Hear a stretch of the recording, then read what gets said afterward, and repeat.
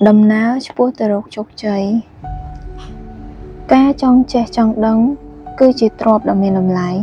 Cứ chỉ ca chua chất đất ở rõm nâng ca riêng sốt Bỏ nẹ bóng plan vi cháu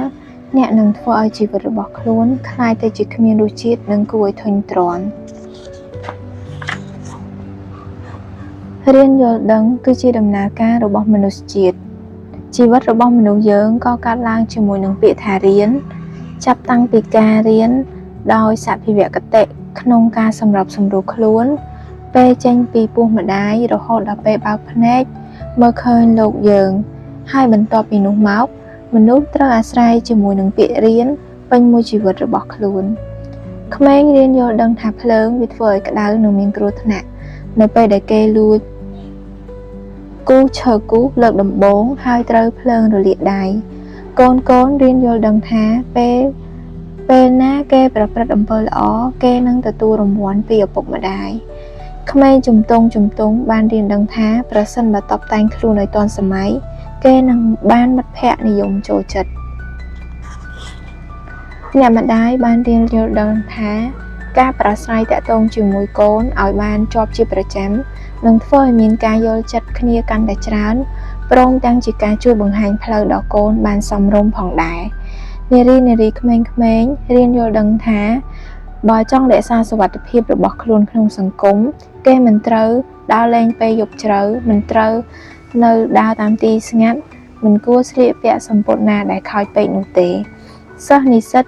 riêng vô đăng thá Rồi sân bà luôn mình ban vật hạt Riêng phía xa ông lấy ở bàn stọt cho mình tế To tờ ná cốt kê mục chi bị bạ rô ca nghi thơ chi mình khán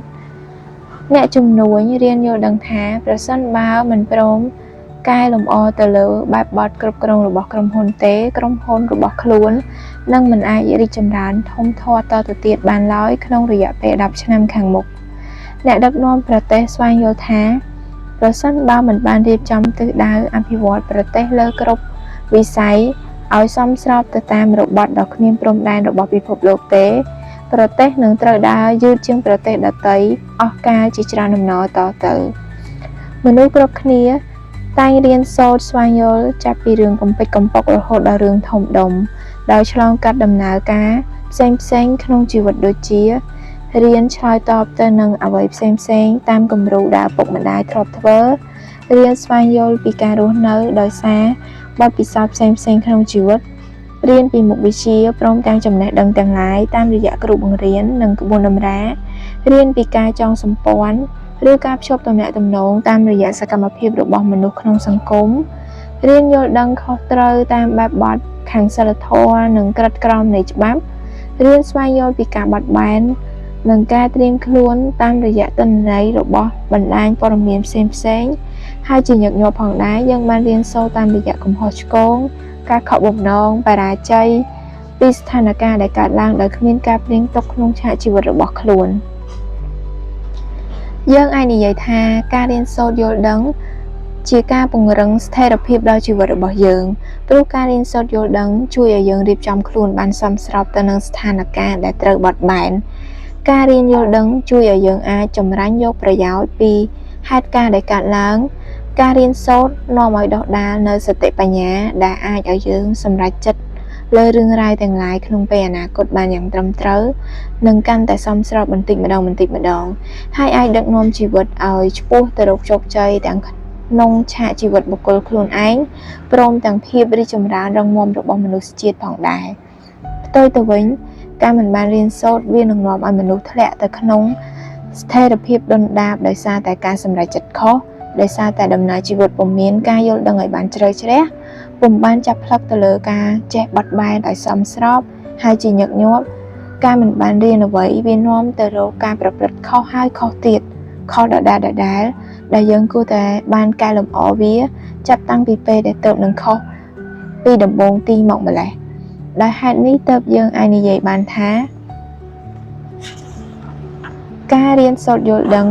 គឺជាចំណុចចាប់ផ្ដើមនៃដំណើរឆ្ពោះទៅរកភាពជោគជ័យក្នុងឆាកជីវិតរបស់មនុស្សការមិនបានរៀនគឺជាចំណុចចាប់ផ្ដើមនៃដំណើរឆ្ពោះទៅរកទីអវសានក្នុងឆាកជីវិតការមិនបានរៀនគឺជាចំណុចចាប់ផ្ដើមនៃក្តីលិចលង់បុគ្គលដែលនៅស្ងៀម នឹងត្រូវគេបំភ្លេចបុគ្គលដែលមិនរលទៅមុខនឹងត្រូវនៅពីក្រោយបុគ្គលដែលនៅត្រេតត្រោតនឹងត្រូវគេដើរចោលតាមគេមិនទាន់អ្នកដែលមិនរីកដុះដាលនឹងត្រូវក្រៀមស្វិតស្រពោនអ្នកដែលដកថយគឺជាអ្នកចាញ់សភាវៈដែលមិនកម្រើកគឺជាចំណុចចាប់ផ្ដើមនៃក្តីលិចលង់នេះគឺជាសច្ចធម៌របស់មនុស្សជាតិហើយគេបានដកពិសោធន៍រួចមកហើយនៅទូទាំងសកលលោកដូចគ្នាទៅនឹងច្បាប់ទី2របស់តេម៉ូឌីណាមិកដែលបានចែងថាវត្ថុទាំងឡាយដែលត្រូវគេទុកចោលដោយពុំបានថែរក្សាពុំបានពង្រឹងស្ថាបនាពុំបានយកទៅប្រើប្រាស់ឲ្យស័ក្តិសមទៅនឹងស្ថានភាពរបស់វាទេវត្ថុនោះនឹងត្រូវចុះទ្រុឌទ្រោមនៅទីបំផុតភាពខុសគ្នាវានៅត្រង់ថាច្បាប់របស់តេម៉ូឌីណាមិកគឺជាអ្វីដែលគេអាចពិសោធន៍ឲ្យឃើញជាក់ស្ដែងបានយ៉ាងច្បាស់លាស់ហើយលឿនរហ័សទៀតផងដូចជាដុំសាច់ដែលគេដាក់ចោលវានឹងត្រូវស្អុយខូចក្នុងរយៈពេលដ៏ខ្លីរថយន្តដែលត្រូវគេចោលទុកចោលយូរបន្តិចម៉ាស៊ីនរបស់វានឹងចាប់ផ្ដើមដើរមិនសូវស្រួលផ្ទះដែលពុំមានមនុស្សនៅតែប៉ុន្មានខែវាក៏នឹងទៅជាស្ដុកស្រមកទ្រុឌទ្រោមដល់មិនគួរឲ្យជឿការមិនបានរៀននាំឲ្យមនុស្សឈានទៅរកក្តីវិនាសការបើពិចារណាទៅលើបុគ្គលម្នាក់ស្ថាប័នអង្គការឬសង្គមដែលដើរមិនទៅមុខពុំមានការអភិវឌ្ឍលទ្ធផលនៃការចុះអន់ថយទ្រុឌទ្រោមអាចនឹងឲ្យយើងសង្កេតឃើញយ៉ាងយឺតនិងពុំសូវច្បាស់ប៉ុន្មានទេក្នុងរយៈពេលដ៏ខ្លីខាងមុខរហូតដល់យើងមិនអាចទាំងដឹងផងថាតើវានឹងមានរឿងអ្វីកើតឡើងនោះឡើយតែបើពេលវេលាកន្លងទៅកាន់តែយូរលទ្ធផលនឹងបង្ហាញឲ្យឃើញកាន់តែច្បាស់ហើយកាន់តែធ្ងន់ធ្ងរជាលំដាប់ផងដែររហូតដល់ពេលវាខ្លាចទៅជាហួសពេលកែលែងឡើងចំពោះអ្វីដែលបានបាត់បង់ទៅហើយនោះទៀតផងសកលភាវោបនីយកម្មគៀបសង្កត់ឲ្យមនុស្សត្រូវតែរៀនសកលភាវោបនីយកម្មបានបង្កើតជាចរន្តផ្លាស់ប្ដូរបត់បែនដែលចាំសង្ឃើញសង្គមមនុស្សយើងគ្រប់វិនាទីចំណេះដឹងបច្ចេកវិទ្យាវប្បធម៌របស់តំបន់នីមួយៗបានបង្ហូរដាក់គ្នាទៅវិញទៅមកគ្រប់ពេលវេលាធ្វើឲ្យកើតមានទំនាក់ទំនងរវាងគ្នានឹងគ្នាយ៉ាងជិតស្និទ្ធដែលមិនធ្លាប់មានពីមុនអ្វីដែលកើតឡើងក្នុងតំបន់មួយនៃពិភពលោកមានផលប៉ះពាល់ដល់តំបន់ផ្សេងទៀតដែលស្ថិតនៅយ៉ាងឆ្ងាយពីគ្នារាប់ពាន់រាប់ម៉ឺនគីឡូម៉ែត្រភាពលឿនរហ័សនិងឥទ្ធិពលដ៏គ្មានព្រំដែនទាំងនេះបានធ្វើឲ្យមានការផ្លាស់ប្ដូរជាអតិបរមាទៅលើគ្រប់ជីវិតគ្រប់ស្ថាប័នគ្រប់អង្គភាពគ្រប់សង្គមទាំងលើផ្នែកសេដ្ឋកិច្ចនយោបាយនិងសង្គមអ្វីទាំងនេះគឺដោយសារតែពុំមានស្ថាប័នឬសង្គមណានៅដាច់ដោយឯងក្នុងលំហអាកាសនោះទេហេតុដូចនេះទើបមានគេមិនអាចកិច្ចផុតពីចរន្តនៃការផ្លាស់ប្ដូរនេះបានឡើយសកលភាវូបនីយកម្មគឺជាចរន្តបត់បែនដែលរុញសង្ឃើញសង្គមលោកឲ្យរំកិលទៅមុខគ្រប់វិនាទីបុគ្គលស្ថាប័នសង្គមឬអង្គភាពណាដែលចេះបត់បែនផ្លាស់ប្ដូរទៅតាមរបត់នៃការប្រែប្រួលរបស់លោកយើងបានគេនឹងអាចដឹកនាំខ្លួនឲ្យសម្រេចជោគជ័យព្រមទាំងរក្សាបាននៅក្តីចម្រុងចម្រើនរុងរឿងរបស់ខ្លួនតទៅមុខផ្ទុយទៅវិញបើបុគ្គលស្ថាប័នឬសង្គមដែលនៅត្រង់មួយកន្លែងមិនព្រមយកចិត្តទុកដាក់អំពីសារៈសំខាន់នៃការបត់បែនឬអាចកែសម្រួលខ្លួនឯងឲ្យស៊ីសង្វាក់ជាមួយនឹងចរន្តសកលភាវូបនីយកម្មគេនោះអ្នកនឹងត្រូវគេទុកនៅពីក្រោយខ្នងហើយបានត្រឹមតែសម្លឹងមើលពីភាពជោគជ័យនិងភាពរីកចម្រើនរបស់អ្នកដទៃដោយក្តីឈឺចាប់តែប៉ុណ្ណោះដើម្បីបត់បែនផ្លាស់ប្ដូរឲ្យទាន់ចរន្តនៃសកលភាវូបនីយកម្មដ៏គ្មានព្រំដែនឲ្យបានស៊ីសង្វាក់ហើយឲ្យទាន់សភាពការនោះយើងចាំបាច់ត្រូវមានគុណសម្បត្តិពិសេសម្យ៉ាងគឺការរៀនយល់ដឹងនេះឯងការរៀនគឺនាំឲ្យយើងយល់ដឹងអំពីសភាពការដែលខ្លួនកំពុងប្រព្រឹត្តនិងកំពុងប្រឈមមុខឲ្យយើងបានយល់ពីដំណើរការផ្សេងៗលើពិភពលោកអំពីសង្គមពីគូប្រជែងឲ្យយើងបានយល់ដឹងពីចំណេះវិជ្ជានិងបច្ចេកវិទ្យាថ្មីទទួលបាននៅទិន្នន័យព័ត៌មានដែលមានសារៈសំខាន់រហូតដល់ការប្រមើលមើលស្ថានភាពស្ទាបស្ទង់ ដើម្បីងាយស្រួលសម្រាប់ចិត្តរៀនសូត្រអំពីកំហុសឆ្គងរៀនអំពីការដួលរលំពីអតីតកាលដើម្បីកែសម្រួលខ្លួនឲ្យរីកចម្រើនទៅរកផ្លូវល្អហេតុនេះការរៀនគឺជាចម្លើយសម្រាប់ការស្វែងរកជោគជ័យរបស់បុគ្គលអង្គភាពស្ថាប័ននិងគ្រប់សង្គមទាំងឡាយរហូតដល់យើងអាចនិយាយបានថានៅលើโลกបច្ចុប្បន្នពុំមានអ្នកណាអាចឈរយ៉ាងរឹងប៉ឹងឬសម្រេចជោគជ័យបានឡើយប្រសិនបើគេមិនបានរៀនភាពល្វីងជូរចត់នៃការចេះមិនដល់ឬចេះស្ទើរអ្វីដែលយើងបាននិយាយខាងលើគឺការរៀនគឺជាគន្លឹះដ៏សំខាន់ក្នុងការស្វែងរកជោគជ័យហើយផ្ទុយទៅវិញការចេះមិនដល់គឺជាដំណើរឆ្ពោះទៅរកភាពដុនដាបនិងក្តីវិនាសផ្សេងៗបទពិសោធន៍របស់ក្រុមហ៊ុនធំៗឬអ្នកដឹកនាំមួយចំនួនបានទុកជាឧទាហរណ៍សម្រាប់ការដាស់តឿនឲ្យយើងបានឃើញលទ្ធផលល្អនិងផលអាក្រក់ដោយឡែកពីគ្នាអំពីរឿងទាំងនោះយើងគួររៀនយល់ពីកំហុសឆ្គងនិងការថ្លោះថ្លោយពីអតីតកាលដើម្បីកែលម្អស្ថាបនាខ្លួនឲ្យបានរីកចម្រើនឧទាហរណ៍ក្រុមហ៊ុន Decca Recording លោកអ្នកមួយចំនួនអាចនឹងធ្លាប់ស្គាល់វងតន្ត្រី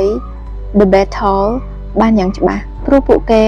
គឺជាក្រុមភ្លេងមួយក្នុងបណ្ដាក្រុមភ្លេងដែលទទួលជោគជ័យខ្ពស់បំផុតជារៀងរហូតមកពួកគេបានសាងប្រវត្តិសាស្ត្រថ្មីមួយដល់មុខមាត់វងតន្ត្រីនិងជាប់ជាប្រវត្តិមួយដែលត្រូវគេចាត់ចោទជាសំណួរអស់រយៈពេលដ៏យូរអង្វែងកាសែតនិងថាចម្រៀងរបស់ពួកគេ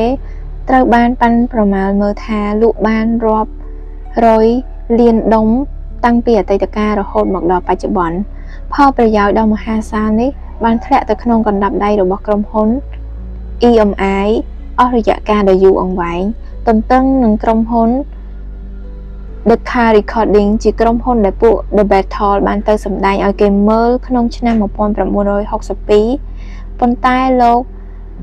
Derek Ross ជានាយកក្រុមហ៊ុនគ្រប់គ្រងក្រុមហ៊ុននោះបែរជាមើលមិនឃើញពីគុណសម្បត្តិរបស់វងតន្ត្រីយុវតន្ត្រីករសក់វែងទាំង4នេះតតែសោះគេនិយាយទៅកាន់លោក Brian Epstein ជាអ្នកគ្រប់គ្រងក្រុមភ្លេង The Battle ថាក្រុមភ្លេងដែលកាន់តែហ្គីតាបែបនេះវាហួសសម័យទៅហើយទោះជា Epstein ខំអង្វរក៏ឲ្យក្រុមហ៊ុន Decca Recording ពិចារណាសារជាថ្មីម្ដងទៀតព្រមទាំងសន្យាថាពួកគេនឹងទិញថាសចម្រៀងរបស់ The Battle ក្នុងមួយឈុត 3000 ដុំគ្រប់ឈុតទាំងអស់យ៉ាងណាក៏ដោយក៏នាយកគ្រប់គ្រងក្រុមហ៊ុន Decca Recording នៅតែមិនខ្វល់អើពើអ្វីទាំងអស់ទីបំផុត Epstein បានទៅតាក់ទងជាមួយនឹងក្រុមហ៊ុន EMI ហើយបានព្រមព្រៀងចុះកិច្ចសន្យាសហការថតបទភ្លេងជាមួយគ្នាប្រកបដោយជោគជ័យលទ្ធផលដែលកើតឡើងគឺក្រុមហ៊ុន EMI បានទទួលផលកម្រៃមានតម្លៃរហូតដល់រាប់ពាន់លានដុល្លារហើយនៅឈរយ៉ាងរឹងប៉ឹងរហូតមកដល់សប្តាហ៍ថ្ងៃចំណែកឯក្រុមហ៊ុន Decca Recording ឯនោះវិញពុំមានអ្នកណាស្គាល់ទៀតឡើយក្នុងសម័យបច្ចុប្បន្ននេះនេះគឺជារឿងដ៏គួរឲ្យសោកស្ដាយប្រសិនបើអ្នកគ្រប់គ្រងក្រុមហ៊ុន Decca Recording ខិតខំ